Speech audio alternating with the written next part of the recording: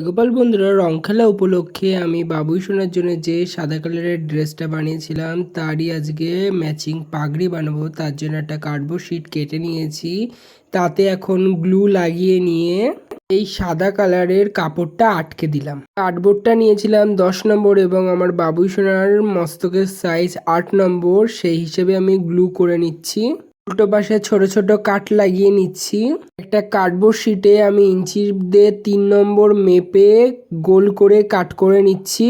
এখন round cardboard শিটটা আমি পাগড়ির ভেতর দিক দিয়ে ঢুকিয়ে এভাবে সিল করে নিচ্ছি। দেখো বন্ধুরা, কেমন দেখতে লাগছে এটা আমি তোমাদের ভালো করে দেখিয়ে দিচ্ছি। এবার গ্লু লাগিয়ে আমি নেটের ফেব্রিকটা এইভাবে অ্যাটাচ করে দিচ্ছি। তো পাগড়িটা তৈরি হয়েছে। এবার এর ওপরে আমি একটা পাগড়ির যে কুচি কুচি পোর্শনটা থাকে ওপরে পাখার মতো, সেই পোর্শনটা লাগাচ্ছি। তার জন্য প্রচন্ড গ্লু দিয়ে তাতে আমি অ্যাটাচ করে দিচ্ছি আগে থেকে বানিয়ে রাখা সেই কুচির পোর্শনটা। ও একটা বড় সাদা পুঁথি ও ছোট কিছু চির দিয়ে আমি লাটকান বানিয়ে নেব। দেখো বাবুই সোনার পাগড়ির ফাইনাল লুক। পাগড়িটা কেমন হয়েছে তোমরা অবশ্যই কমেন্ট করে জানাবে, আর ভিডিওটা ভালো লাগলে অবশ্যই লাইক শেয়ার সাবস্ক্রাইব করে আমার পাশে থাকবে বন্ধুরা, প্লিজ প্লিজ।